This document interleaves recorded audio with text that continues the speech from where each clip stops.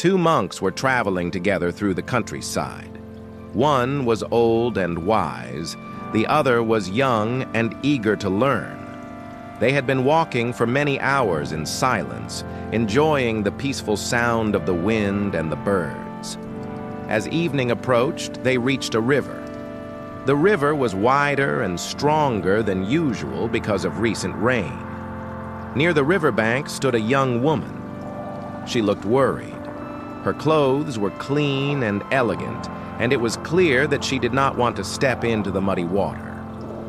She looked at the monks and asked, "Please help me cross the river. I cannot do it alone." The younger monk immediately felt uncomfortable. Their teachings discouraged unnecessary contact with women. He lowered his eyes and remained silent, but the older monk smiled gently. Without saying a word, he walked toward the woman. He carefully lifted her onto his back and carried her across the river. When they reached the other side, he gently put her down. The woman thanked him with great respect and continued on her way. The two monks resumed their journey. For several hours, neither of them spoke.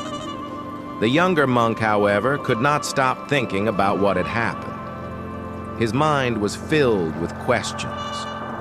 How could my master do that? Why did he break the rules? Wasn't that wrong? The more he thought about it, the more frustrated he became. Finally, after many miles of walking, he could no longer remain silent.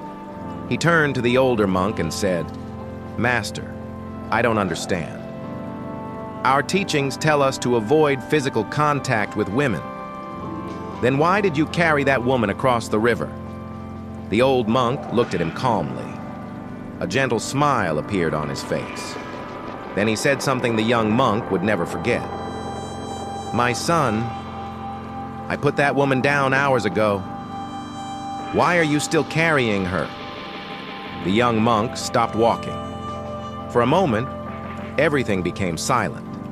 The wind, the trees, even his thoughts. Suddenly, he understood. The problem was never the woman. The problem was his attachment to the event. His mind had carried the weight long after it was over. The old monk continued walking and said, "Many people live this way. They carry old arguments. They carry mistakes. They carry guilt. They carry anger. They carry painful memories from years ago. The event is gone, but the burden remains." The younger monk listened carefully. The old monk continued, "Life becomes heavy when we refuse to let go. Most suffering is not created by what happened. It is created by our decision to keep carrying it." As the sun disappeared behind the mountains, the younger monk felt lighter than he had all day. He finally understood that wisdom is not about holding on. Wisdom is knowing when to release. Many of us are like that young monk.